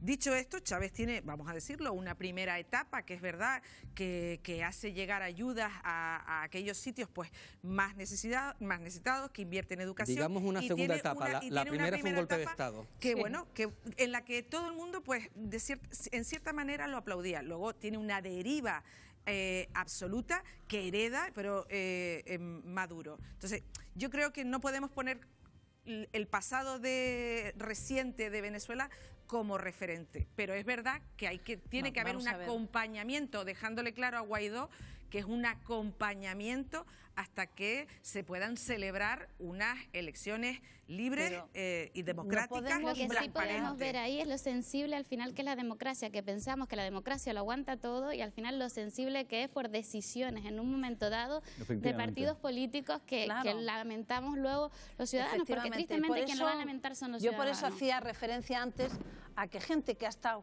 asesorando al régimen de Chávez, al régimen de Maduro, ha conformado un partido político en España y está en nuestras instituciones defendiendo esos mismos postulados que llevan a eso, que llevan a que países como Venezuela, países ricos, países que la gente vivía bien, estén ahora muriéndose de hambre, muriéndose de enfermedad y además con un recorte absoluto de libertades. Y eso no lo podemos blanquear por mucho buenismo que queramos tener. No podemos blanquearlo porque, pero me parece que el discurso es absolutamente demagógico. Discúlpame, como bien decías antes, y tenías toda la razón, cuando llegó Chávez la primera vez lo que hizo fue llegar con un golpe de Estado.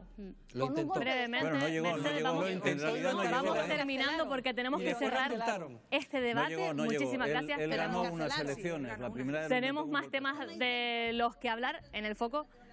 Tenemos muchísimos temas más que hablar en el foco. Cerramos por el momento Venezuela, pero seguiremos muy pendientes, evidente, Miguel Ángel, de todo lo que suceda en ese país y seguiremos en otros programas hablando de la realidad de Venezuela, pero tenemos que hablar de más cosas. Efectivamente, porque tenemos que hablar de desaparecidos. Canarias, fíjense, está a la cabeza de desapariciones de alto riesgo.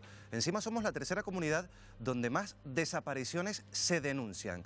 Son algunas de las personas, vamos a ver algunas de las personas que esta noche buscan organizaciones como con las que tú has hablado, Marina. Así es, Miguel Ángel.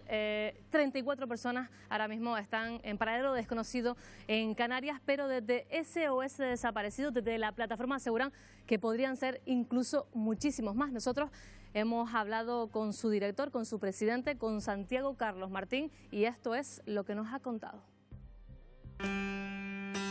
Vamos a hablarles de una desaparición. Personas que un día desaparecieron en las islas sin dejar rastro. Estamos con Santiago Carlos Martín, coordinador de SOS Desaparecidos en Canarias. Santiago, directamente, ¿por qué desaparece tanta gente en Canarias? A veces me planteo que si puede ser porque estamos rodeados de agua o porque nuestra orografía es muy abrupta y complicada. ¿De cuántas personas estamos hablando actualmente en las islas desaparecidas? Trabajamos de forma directa desde SOS Desaparecidos con 34 personas que se encuentran en paradero desconocido. Eso no quiere decir que haya muchas más personas desaparecidas en Canarias y que la cifra pueda llegar a más de 200 personas. ¿Sigue siendo Canarias una de las comunidades donde hay más desaparecidos de alto riesgo? Junto con Cataluña, Andalucía y Galicia, somos una de las comunidades con mayor número de desapariciones por alto riesgo. ¿Qué es una desaparición de alto riesgo? Porque habrá que definir. Pues es sencillamente una persona que en un momento dado, pues el entorno en el que se encuentra o en el que se encuentra inmerso, pues puede poner en riesgo su vida. ¿Como por ejemplo? Pues es muy sencillo, una persona de alto riesgo puede ser una persona con un problema de salud. Una enfermedad. Una enfermedad, un Alzheimer, una depresión. Un niño muy pequeño. Lo que está claro, Santiago, es que son los cuerpos y fuerzas de seguridad del Estado los que se encargan de investigar, de buscar, de encontrar a estas personas.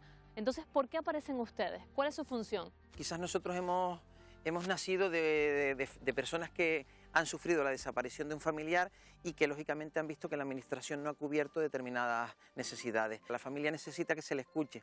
La familia necesita que en un momento dado se le asesore de cómo proceder. Trabajar y ayudar, algo que haces de manera muy intensa, con muchísima concentración desde un lugar muy especial para ti, que es la casa tuya familiar, la casa de tu madre. Sí, que además tengo que compaginarlo con mi labor profesional. ¿Qué te parece si vamos allí y me cuentas más en profundidad todo esto?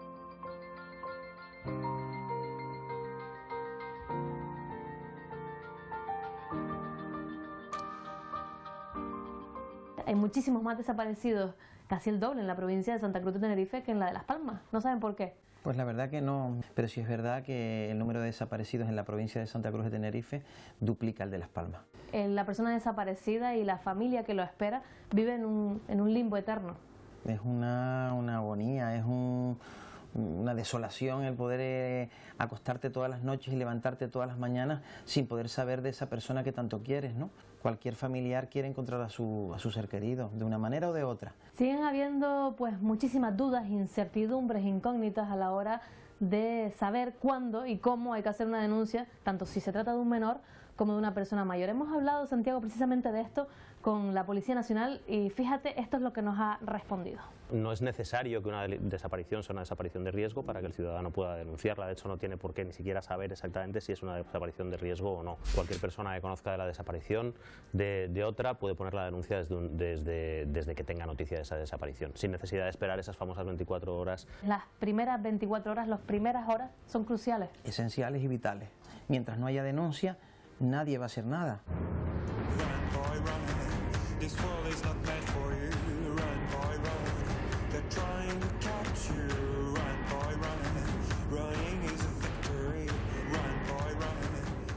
Bueno, hemos venido hasta aquí, Pedro, porque queremos saber por qué unos casos son más importantes que otros, o por decirlo de otra manera, por qué unos casos de desaparecidos son más mediáticos que otros. Son más mediáticos que otros principalmente por el tema del riesgo. Y cuando son menores, por ejemplo, hay una mayor alarma, ¿no? Son más mediáticos unos que otros, sobre todo cuando hablamos de desapariciones demasiado largas, ¿no? Por ejemplo, en el caso de Víctor Teni, que desapareció durante más de un año, fue muy llamativo, era un atleta que no se sabía exactamente dónde estaba y apareció desgraciadamente fallecido un año después. En el caso de Sara Morales, Jeremy, son casos muy sangrantes, muy dolientes, que están, evidentemente, el foco informativo siempre está ahí, ¿no? Hay ciertas familias que se sienten abandonadas, por así decirlo. Entre otras cosas porque hay un auténtico vacío. El desaparecido es un ausente, no se trata como un desaparecido como tal, o por lo menos como esa persona jurídica. Entonces muchas veces, aunque la policía quiere investigar, esos casos terminan archivándose. De ahí que se pide un estatuto específico para los desaparecidos para que puedan esas familias poder tener mayores recursos.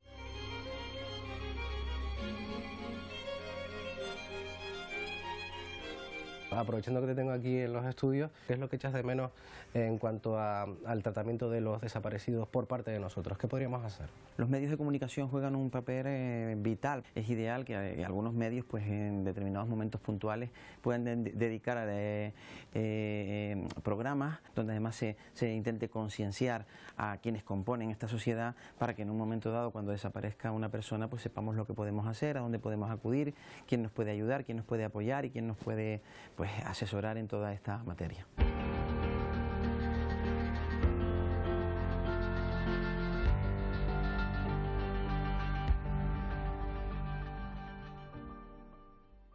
Bueno, ese es el reportaje sobre los desaparecidos. La verdad es que muchas familias en Canarias todavía están pendientes de dónde están sus familiares más cercanos. Por cierto, antes de irnos a publicidad, última hora de La Palma, porque según publica el Cabildo de La Palma en su cuenta oficial de Twitter, el incendio se da por estabilizado.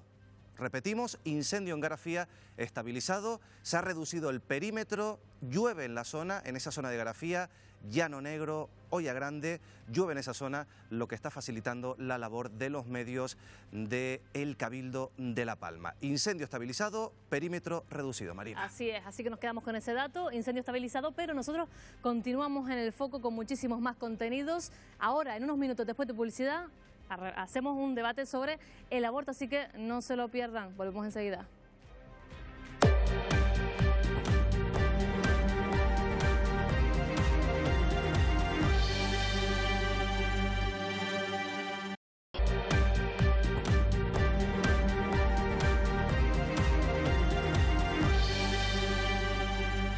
Continuamos en el foco, por supuesto, contándoles la última hora sobre el incendio de La Palma, que insistimos, está estabilizado, pero no controlado, Miguel Ángel. Pues sí, esa última hora informaba, ya se lo decíamos antes de la publicidad, el Cabildo de La Palma.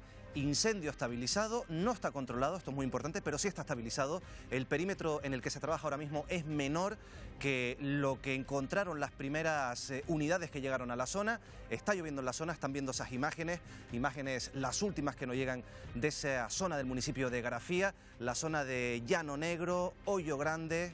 Allí en Garafía, recordamos, estabilizado pero no controlado. Y lo bueno es que la meteorología está ayudando a estas labores, está lloviendo en esa zona. Ya saben que la previsión para las próximas horas es optimista. Por lo tanto, seguimos cruzando los dedos y seguimos hablando de que por ahora ya no nos encontramos con esa situación que veíamos a las 6:30, 7:30 de la tarde, con unas llamas en copa, llegando a núcleos también de población y casi descontrolado. Ahora mismo el incendio, como decíamos, estabilizado, no controlado y pendientes de la meteorología en las próximas horas. Y ustedes también quédense pendientes de los servicios informativos de la Televisión Canaria porque seguirán aquí dándoles la última hora cuando termine este programa El Foco para que estén actualizados sobre lo que ocurre en La Palma. Nosotros tenemos que continuar hablando y lo hacemos porque el líder del Partido Popular ha vuelto a sembrar la polémica. Ha dicho que quiere regresar a la ley de supuestos del aborto, la de 1985, una ley que fue modificada por el gobierno de Zapatero en 2010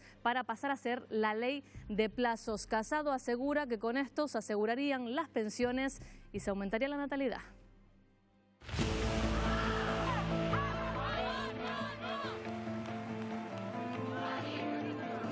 El presidente del Partido Popular apuesta por derogar la actual ley del aborto y volver a la anterior. Pablo Casado defiende que esta medida contribuiría a aumentar la natalidad y ayudaría a financiar el sistema de pensiones. Sin embargo, muchos sectores no comparten esta opinión. Según los expertos, si no hubiese habido ningún aborto desde 1987, hoy solo habría un 1,4% más de cotizantes a la Seguridad Social. Pero con estas declaraciones, Pablo Casado ha vuelto a abrir el debate sobre el aborto. La norma actual, aprobada en 2010, permite el aborto libre hasta la semana 14 de gestación. La de 1985 permitía la interrupción del embarazo entre supuestos: malformación del feto, violación o riesgo para la salud física o psíquica de la madre. Hablamos con María, ella abortó con 21 años. La presión social o lo que se esperaría que hicieras, la vergüenza que sientes, si no hubiese sido gracias a la ley de plazos, hoy en día pues habría traído al mundo a un hijo que no es que no deseara, lo hubiese querido, pero hubiese llegado en una familia desestructurada. Como María, 94.000 mujeres abortaron en España en 2017. Con la nueva ley, las cifras de interrupciones voluntarias de embarazos han bajado en un 20%. Los datos de abortos en nuestro país son inferiores a los de Francia, Reino Unido o Luxemburgo. Aquí no se trata de decir si esto o no se debe de cambiar o no cambiar, sino simplemente dejar la libertad a la mujer que decida sobre su cuerpo. El aborto parece que es una cosa frívola, que la gente va por gusto. No es frívolo. La mujer sufre un proceso de depresión, de tristeza y de un montón de circunstancias emocionales y psicológicas que le quedan para el resto de su vida. Sin embargo, muchas mujeres que también se encuentran embarazadas en situaciones complicadas ni tan siquiera se plantean abortar. Es el caso de Carolina. Tuve a mi hijo ante la adversidad, no tenía dinero, mi trabajo era inestable, pero aún así nunca hubo opción en mi vida, no hay opción de abortar, porque pienso y considero que sería quitarme algo que forma parte de mí desde que sabes perfectamente que estás embarazada. Otra variable es la poca ayuda económica que reciben las mujeres en España por tener hijos en comparación con otros estados. En Alemania, con la misma ley del aborto que en nuestro país, la natalidad es mucho mayor. Encuentran dificultad ante un aborto, no hay ninguna ayuda, solamente se le ofrece la opción de abortar, que al final es una tragedia, porque el aborto es una violación a la mujer y es acabar con una vida humana, con un bebé chiquitito. En países como Alemania, además de la baja de maternidad, se puede solicitar un año de excedencia laboral y los padres también tienen acceso a cuantiosas ayudas económicas extendibles hasta que el hijo cumple 18 años.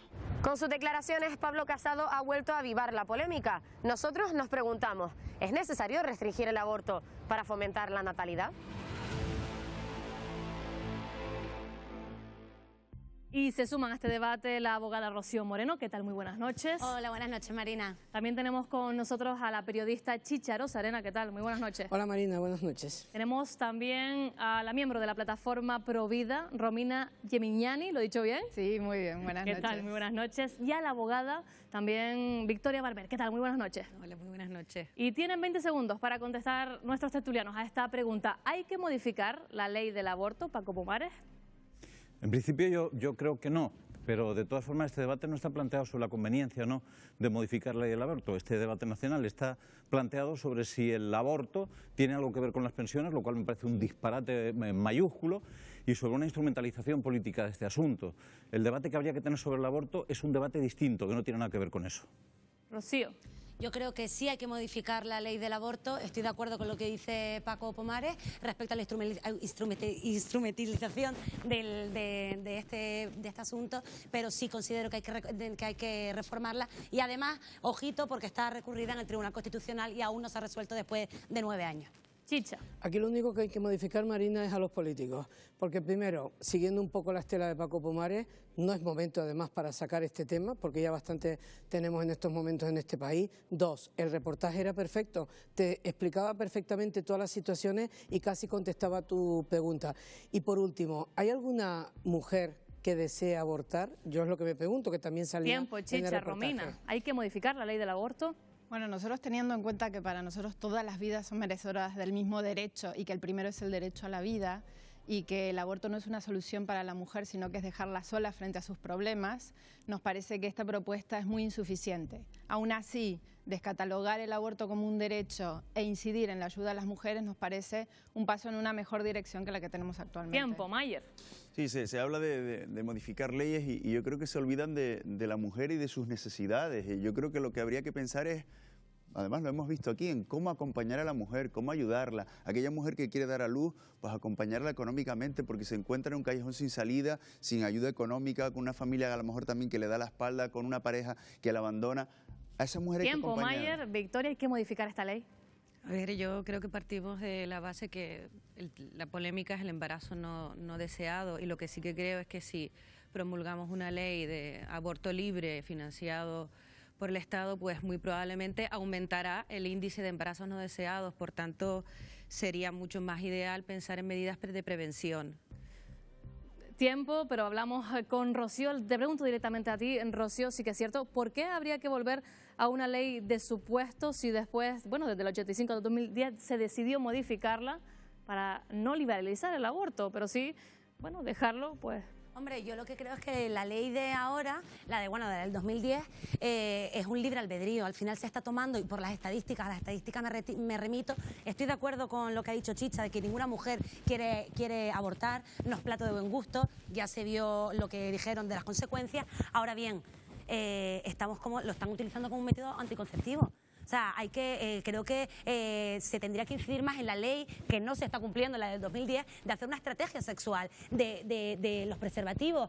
Hay muchísimos métodos anticonceptivos para que no se tenga que llegar al aborto.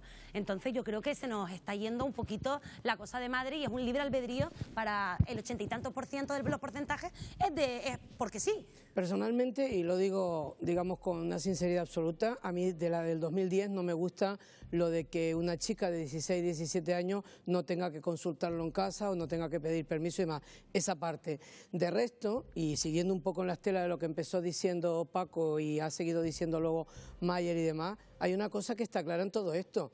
No se debe de sacar este tema como una cuestión política, porque esto es un tema mucho más delicado. Hemos visto, insisto, en el reportaje todos los casos posibles. La que decidió no tenerlo por lo que fuera, la que decidió tenerlo sin tener dinero. Y luego hay un tema, Marina, que es súper importante, y es el tema de que mezclan churros con merinas. ¿Cómo se puede sacar este tema? Y lo digo además caliente, ¿cómo se puede sacar este tema para decir que habría más dinero para las pensiones? Romina, es que es lamentable. ¿Estaría de acuerdo con las declaraciones de Pablo Casado? ¿Se sujetarían las pensiones? ¿Se fomentaría la natalidad? Bueno, sí es verdad que la demografía está siendo un problema ahora, pero coincido en que no se puede instrumentalizar al ser humano para esto. O sea, es decir, la dignidad de las personas es inherente y es permanente, no es un tema coyuntural que ahora, porque nos viene bien tener hijos, los vamos a apoyar y después nos vamos a olvidar. Desde luego que además lo que quiero decir es que las mujeres no están siendo libres con esta nueva ley del aborto ni con la anterior. ¿Por qué? Porque realmente no se les está dando otra opción más que el aborto. No hay ayudas, lo decía el reportaje. En Canarias es peor todavía. En Canarias, en el año 2016, que es la última cifra que tenemos, que se lo preguntamos a una parlamentaria, se gastó a fondo perdido 3 millones de euros en abortos en ese año.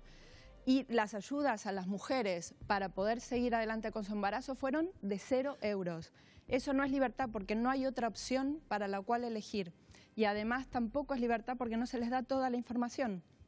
Y quien no tiene toda la información tampoco elige libremente. La comunidad autónoma que más ayuda a la maternidad es Galicia, 85 euros anuales, insuficiente, Mayer.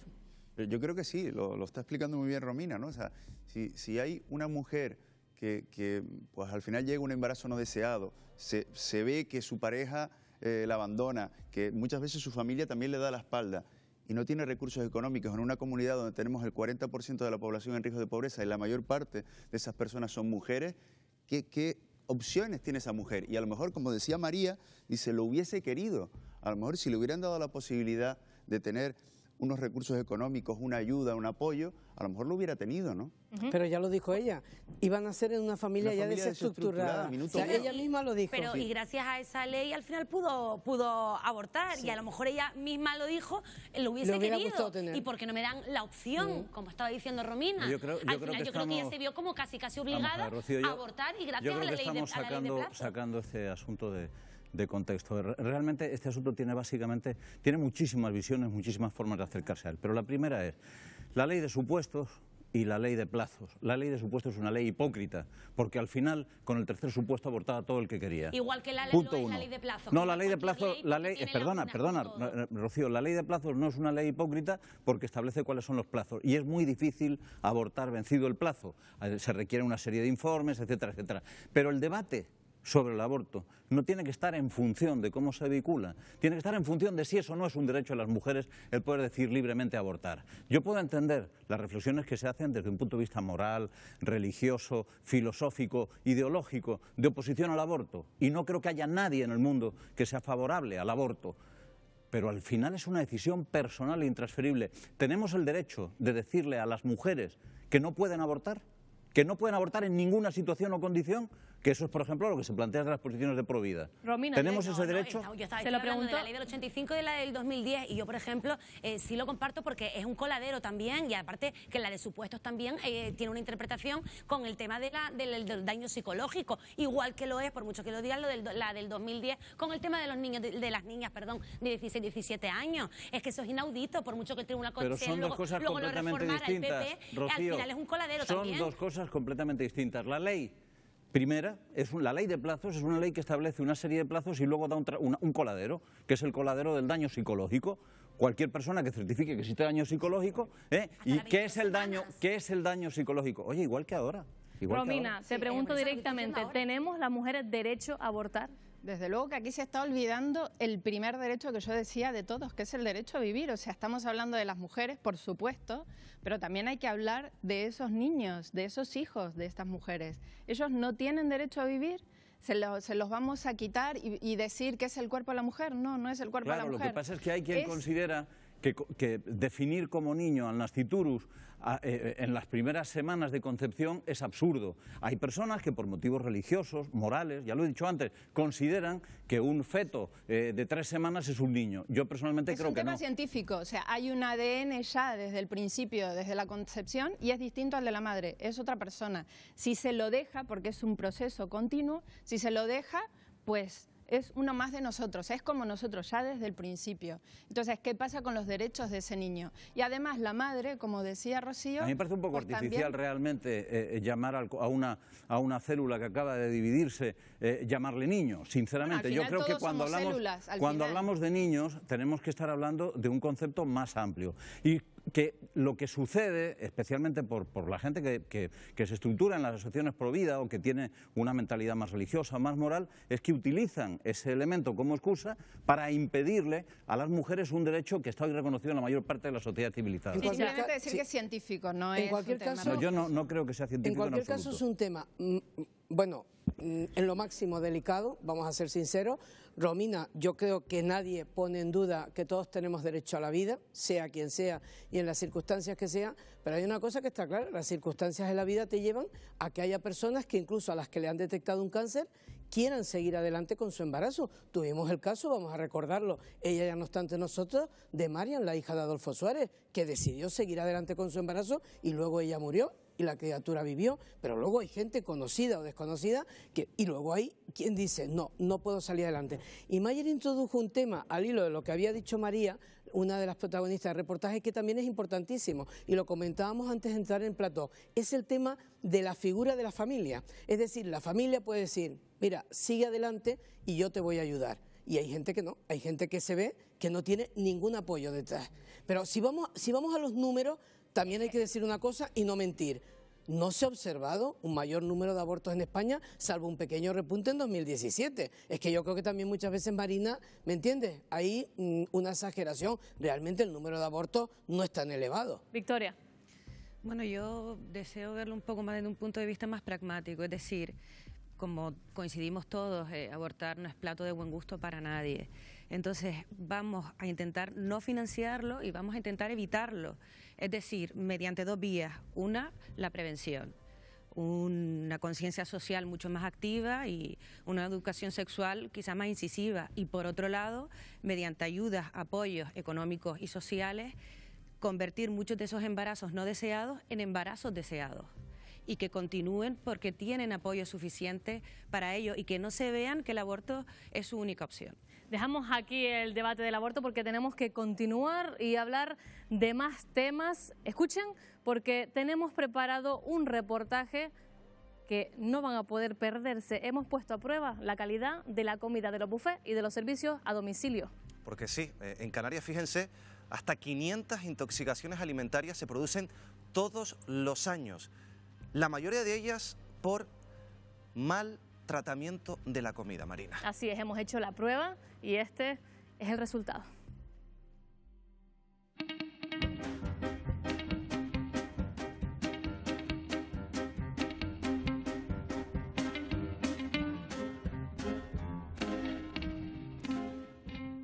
Cada año se producen en Canarias unas 500 intoxicaciones alimentarias. La mala manipulación de los alimentos, la falta de higiene, incluso en algunas ocasiones la falta de frío, son algunos de los causantes de estas intoxicaciones. No es ninguna tontería. Una intoxicación alimentaria puede provocar desde náuseas, vómitos, diarrea, fiebre, hasta la muerte en casos extremos. No se trata de generalizar ni de decir que la mayoría del sector de la restauración comete irregularidades, pero lo cierto es que se producen.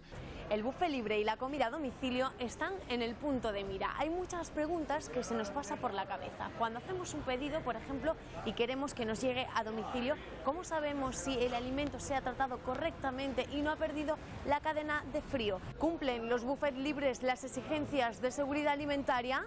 Lo comprobamos. Buceamos en internet, encontramos un establecimiento que tiene bastantes críticas negativas. Pollo al curry con ingredientes sorpresa, cucaracha. Las gambas en mal estado, el arroz quemado y para colmo, me sienta mal la comida. Falta de higiene, no lo recomiendo a nadie. Nos ponemos en contacto con ellos y realizamos el pedido. Hola, ¿qué tal? Muy buenas. Llamaba para hacer un pedido. ¿A domicilio? Sí. Vale, dígame qué va a pedir, por favor, la comida. ¿Quería una ensalada?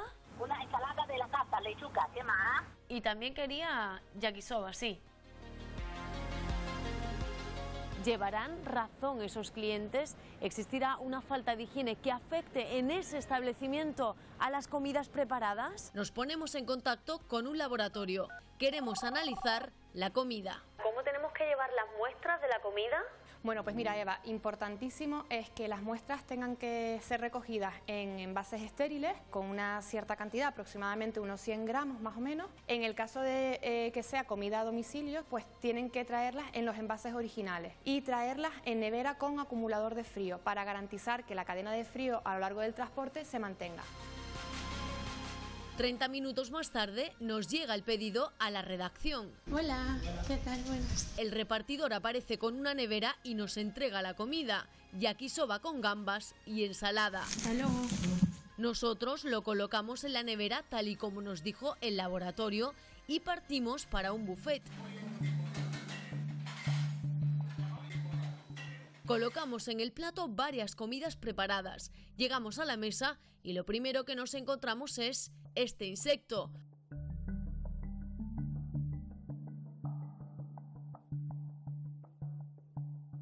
Cogemos una muestra de pato con salsa, lo colocamos en botecitos esterilizados y acudimos al laboratorio. Hola, buenas. Hola, ¿qué tal, Lourdes? ¿Cómo estás? Buenos días. Encantada. Hola. Mira, aquí te traigo las muestras a ver Muy bien. qué nos dices que tiene. Lo primero que hacemos es verificar qué temperatura tienen nuestras muestras que nos has traído, ¿vale? 6,6 podríamos decir que tiene una temperatura adecuada. ¿Exactamente qué es lo que se va a medir? Por un lado, los parámetros indicadores Estos parámetros indicadores pueden identificarnos, orientarnos si ha habido alguna pérdida de frío durante la elaboración o la conservación de los alimentos en el establecimiento. También vamos a verificar si puede haber una falta de higiene durante la elaboración. Y por otro lado también parámetros microorganismos patógenos, que serían la investigación de Salmonella, investigación de Listeria monocytogenes. Dejamos en el laboratorio las muestras para que las analicen. Tardarán unas 48 horas. ¿Cuál será el resultado? En Canarias, en el último año, cerca de un centenar de establecimientos tuvieron que cerrar por no cumplir con la normativa alimentaria. Hemos dejado los resultados de análisis en espera. ¿Les sorprenderá? ¿Nos sorprenderá lo que encontraremos? Lo vemos.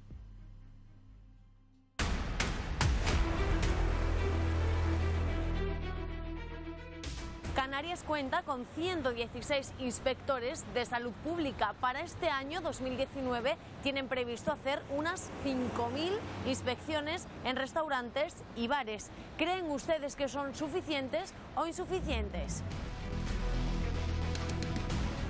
La cantidad de inspecciones que se hacen en restaurantes y bares es suficiente. Hombre, bien, es verdad que la plantilla no ha crecido hace muchos años y si tuviéramos más personal podríamos a lo mejor hacer más cantidad de actuaciones. A nosotros nos gustaría que se desarrollaran sistemáticamente protocolos de inspección, que los restaurantes, los bares recibieran visitas habituales y que esas visitas no se limitaran a mirar si están expuestos los horarios de apertura y la lista de precios. El concepto de administración vigilante y responsable de lo que se pone en el mercado ya no existe. Mientras María Fernanda, técnico de seguridad alimentaria, nos atiende, nos suena el teléfono. Hola, Eva. Hola, ¿qué tal, Lourdes? Hola, Cuéntame. ¿qué tal? Mira, te tengo que contar, a pesar de que han pasado ya las 48 horas de habernos remitido las muestras, necesitamos un poquito más de tiempo. ¿Por qué? ¿Qué ha pasado? Te explico, tenemos que confirmar uno de los parámetros microbiológicos y en 24 o 48 horas probablemente tengamos ya los resultados definitivos. ¿Pero está todo bien o...? En principio tenemos que seguir confirmando uno de los resultados. Perfecto, pues muchísimas gracias. Nos quedamos preocupados. Tendremos que esperar 2 días más para conocer los resultados de los análisis. Entre tanto, continuamos hablando con María Fernanda. Yo creo que por más inspecciones que se hagan, no es una cuestión del número de inspecciones, es una cuestión de la responsabilidad de los restauradores, el que hagan y produzcan alimentos seguros. En 2017 cesaron 86 establecimientos. Si usted encuentra cualquier irregularidad, tiene 2 opciones: poner una hoja de reclamaciones o denunciar ante la Dirección de Área de Salud de su isla. Llegó el momento de conocer los resultados. ¿Sí? Hola, ¿qué tal, Lourdes? Buenos días, venimos a recoger los resultados. Hola, buenos días, Eva, suban. Gracias. Recordemos que tenían que analizar 3 muestras: ensalada, yakisoba con gambas y pato en salsa. Con respecto al pato con salsa y a los fideos con verduras, gambas y pollo, ambos análisis cumplen las especificaciones microbiológicas. ¿Eso qué significa? Los límites o los resultados están por debajo de los límites recomendados y legislados. Sin embargo, la ensalada con salsa sí que no cumple las especificaciones microbiológicas. ¿Qué es lo que habéis visto ahí? En este caso, tanto los aerobios como los coliformes totales, que son también los que no cumplen más de 49.000, son parámetros microbiológicos indicadores de falta de higiene. ¿Pero podrían existir bacterias fecales? Pues puede ser a lo mejor que el suelo o que las aguas que hayan sido usadas para regar estas frutas, verduras y hortalizas pudieran tener una carga microbiológica, a lo mejor puede ser de origen fecal, por el estiércol, a lo mejor del mismo estiércol que usan en los suelos. La ensalada contiene 5 veces más de aerobios y coliformes de los permitidos por ley. Y luego, por otro lado, tenemos la presencia de Listeria monocytogenes. Puede dar listeriosis en humanos. Esto es una infección que puede acarrear pues, consecuencias graves. Las mujeres embarazadas, bebés y personas mayores, si hubieran consumido esta ensalada, podrían haber enfermado. Esta ensalada en concreto que ustedes remitieron no es apta para el consumo humano.